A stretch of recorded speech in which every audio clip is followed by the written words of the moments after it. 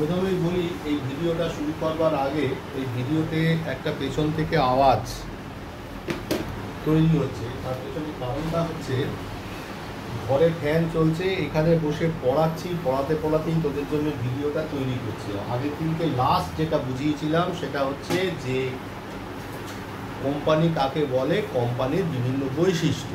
এবারে আসবো হচ্ছে classification of company. Classification of কোম্পানিটা ভালো করে শোনা দরকার বা বোঝা দরকার। ক্লাসিফিকেশন অফ কোম্পানি, কোম্পানি যদি আমরা ক্লাসিফাই করবার চেষ্টা করি তাহলে প্রথমটা হচ্ছে অন দ্য বেসিস অফ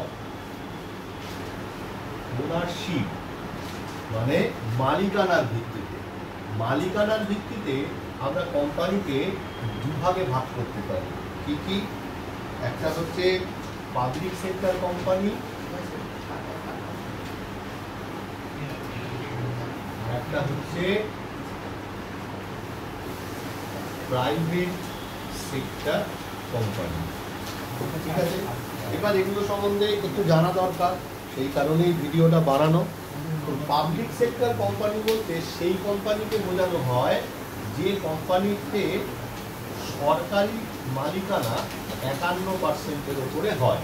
কি বললাম? যে কোম্পানিতে মালিকানা 51% উপর হয় সেই কোম্পানিকে সরকারি মালিকানা, সেই কোম্পানিকে বলা হয় পাবলিক সেক্টর কোম্পানি। একে অনেকে এই জন্য সরকারি কোম্পানিও বলে। ম্যাক্সিমাম যে সমস্ত ব্যাংকিং যে প্রতিষ্ঠানগুলো রয়েছে, মানে আমরা আমাদের চারিদিকে যে সমস্ত ব্যাংকগুলো সরকারের দেখি সেখানে সবই 51%-এর উপর মালিকানা সরকারের রয়েছে। এই কারণেই আমরা ওই ব্যাংকগুলোতে গিয়ে অ্যাকাউন্ট খুলবার চেষ্টা করি। আর যে সমস্ত প্রতিষ্ঠানগুলোতে সরকারি মালিকানা 51%-এর কম, 51%-এর কম, তখন সেটা হয়ে যাবে হচ্ছে প্রাইভেট সেক্টর কোম্পানি। যেমন এইচডিএফসি ব্যাংক, যেমন অ্যাক্সিস ব্যাংক, যেমন ইন্ডাসইন্ড ব্যাংক, যেমন ইয়েস ব্যাংক, এগুলো হচ্ছে সমস্ত প্রাইভেট সেক্টর কোম্পানি। তাহলে আমরা কি দেখলাম? On the basis of ownership কোম্পানিকে আমরা দুভাগে ভাগ করলাম। এরপরে আসবো on the basis of incorporation. On the basis of incorporation আমরা কোম্পানিকে 3 ভাগে ভাগ করতে পারি।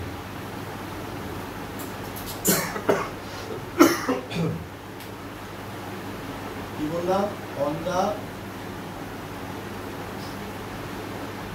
Basis of incorporation, on the basis of incorporation কোম্পানিকে আমরা 3 ভাগে ভাগ করতে পারি। কি কি? একটা হচ্ছে চার্টার্ড কোম্পানি, ইংরেজিটা লিখছি তারপরে বাংলা বলছি। চার্টার্ড কোম্পানি, তারপরে হচ্ছে স্ট্যাটুটারি কোম্পানি, আর কি হচ্ছে? আর হচ্ছে রেজিস্টার্ড কোম্পানি।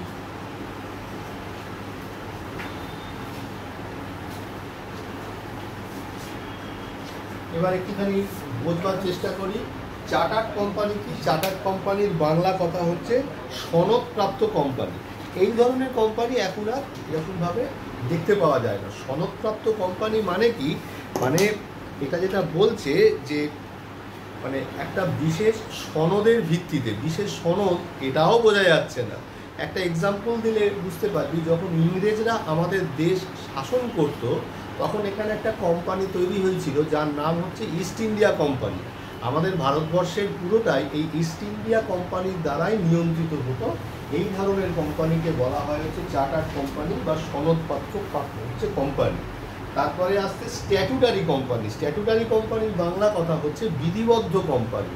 এটা কি হয়? যে লোকসভা আছে, মানে পার্লামেন্ট, এই পার্লামেন্টে কি হয়? একটা বিশেষ আইনের দ্বারা যখন কোনো কোম্পানি তৈরি করে, অবশ্যই সেটা সরকারের, যেমন কি, যেমন দামোদর ভ্যালি কর্পোরেশন হচ্ছে স্ট্যাটুটারি কোম্পানির উদাহরণ। যেমন ধর ভিএসএনএল, ভিএসএনএল হচ্ছে আমার গিয়ে ভারতীয় বিদেশ সঞ্চার নিগম। বিএসএনএল নয় কিন্তু ভিএসএনএল, ভারতীয় বিদেশ সঞ্চার নিগম। এটার অফিস সল্ট লেকে আছে। এরা সমস্ত কি করে? এরা মানে আমাদের ভারতবর্ষের যে স্যাটেলাইট উপগ্রহ এই সবগুলোকে নিয়ে এরা দেখাশোনা করে। তারপরে কি আসছে, তারপরে আসছে রেজিস্টার্ড কোম্পানি। তো রেজিস্টার্ড কোম্পানি মানে হচ্ছে যে সমস্ত কোম্পানি ভারতীয় কোম্পানি নিয়ম অনুযায়ী খাতায় লেখা মানে লেখাপত্র হওয়ার পর কাজ শুরু করে, তাদেরকে বলা হয় হচ্ছে রেজিস্টার্ড কোম্পানি। তাহলে আমরা কি দেখলাম, যে on the basis of incorporation আমরা কোম্পানিকে এই 3 ভাগে ভাগ করছি। আশা করি জায়গাগুলো এবার পড়লে ক্লিয়ার হওয়া উচিত। তোদের পড়াতে গিয়ে আমার নিজেরও পড়াশোনাটা অনেক বাড়ছে, সেই জন্য এই সিলেবাসকে এবং তোদের ধন্যবাদ। যাই হোক, এবারে আসছি on the basis of liability. On the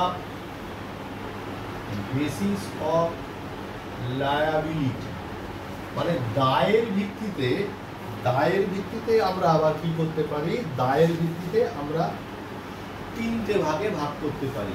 একটা হচ্ছে লিমিটেড লায়াবিলিটি,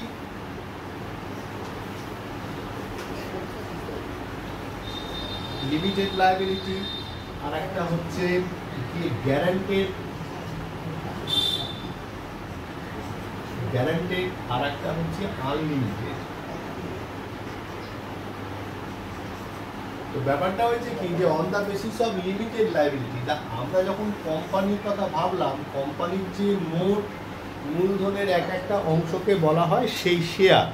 শেয়ারগুলো কি করা হয়, বাজারে বিক্রি করবার চেষ্টা করা হয়। ধর একটা শেয়ারের দাম হচ্ছে 100 টাকা, আর আমি যদি একটা 100 টাকা মূল্যের শেয়ার কিনি, ওই কোম্পানিতে আমি 100 টাকার জন্যই দায়বদ্ধ, তাহলে আমার রিস্ক হচ্ছে 100 টাকা। এই ধরনের যখন লায়াবিলিটি তৈরি হয় তখন তাকে বলা হয় লিমিটেড লায়াবিলিটি। এরপরে আসছে গ্যারান্টেড লায়াবিলিটি। এটাও অনেকটা এরকম, মানে আগে থেকেই গ্যারান্টি দেওয়া হয় যে আমি 100 টাকা অবধি বা 90 টাকা অবধি দায় বিয়ার করবো, তখন সেই ধরনের কোম্পানিকে বলা হয় গ্যারান্টেড কোম্পানি। আর আনলিমিটেড লায়াবিলিটি মানে আমরা অংশীদারি কারবারে কি দেখেছি, অংশীদারি কারবারে মানে অংশীদারদের দায় হচ্ছে অসীম। অংশীদার থেকেই তো পার্টনারশিপ কি বলে কোম্পানি বিল্ড করতে পারে, মানে কোম্পানি তৈরি হতে পারে। তার মানে এখানে অংশীদারি কারবারের কথাটা বলা যেতে পারে। অংশীদারি কারবারদের মতন যে সমস্ত কোম্পানির মানে শেয়ার হোল্ডারদের দায় অসীম হয়ে থাকে, তখন তাকে বলা হয় হচ্ছে আনলিমিটেড কোম্পানি। এইবার লাস্ট অফ অল আমরা যেটা জানবো সেটা হচ্ছে যে on the basis of ট্রান্সফারেবিলিটি of shares. কি বললাম, on the basis of ট্রান্সফারেবিলিটি of shares.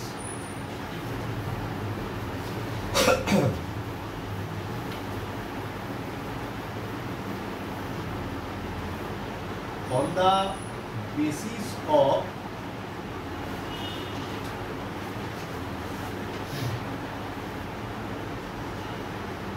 transferability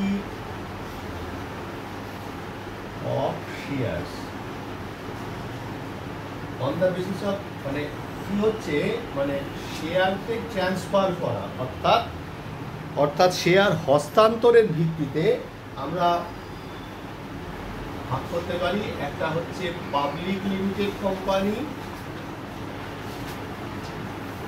আর একটা হচ্ছে প্রাইভেট লিমিটেড কোম্পানি। হলো তো ব্যাপারটা হচ্ছে যে তাহলে প্রাইভেট লিমিটেড কোম্পানি আর একটা হচ্ছে প্রাইভেট লিমিটেড কোম্পানি। তাহলে প্রাইভেট লিমিটেড কোম্পানি আর লিমিটেড কথাটা নাও বলতে পারি, প্রাইভেট কোম্পানি পাবলিক কোম্পানি। তার ব্যাপারটা হচ্ছে যে প্রাইভেট কোম্পানি আমরা কাকে বলবো, প্রাইভেট আর পাবলিক কোম্পানি কাকে বলবো। যে ধরনের বেসরকারি প্রতিষ্ঠান, প্রথমে আসি পাবলিক কোম্পানিতে। তাহলে পাবলিক কোম্পানিতে কি বলছে, যে ধরনের বেসরকারি প্রতিষ্ঠানে কমপক্ষে 7 জন সদস্য নিয়ে গঠিত হয় এবং সর্বাধিক সদস্য সংখ্যা কোম্পানির মোট শেয়ারের দ্বারা সীমিত, সর্বাধিক সদস্য সংখ্যা কোম্পানির শেয়ারের দ্বারা সীমিত, তাকে পাবলিক কোম্পানি বলে। আর একটু সহজ করে বলি, দেখ আমি তোদের যে বইটা পড়াচ্ছি সে বইয়ের নিচে দেখ লেখা রয়েছে প্রতিটি কোম্পানির নামের শেষে লিমিটেড কথাটি যোগ করতে হয়।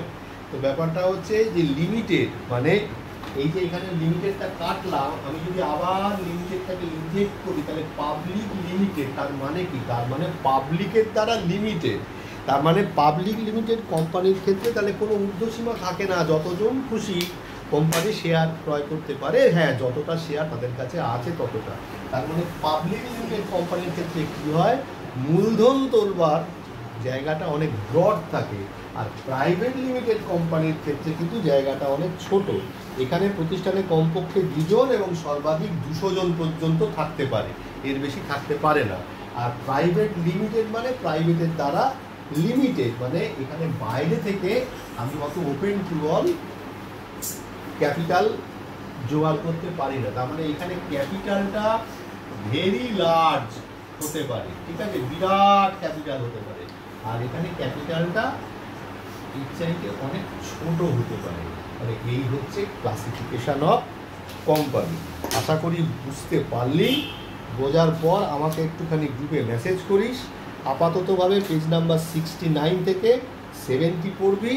আর কি করবি, এর একটা পার্থক্য আছে, প্রাইভেট কোম্পানি আর পাবলিক লিমিটেড কোম্পানির পার্থক্য, এটাকে একটুখানি ভালো করে রিড করবি।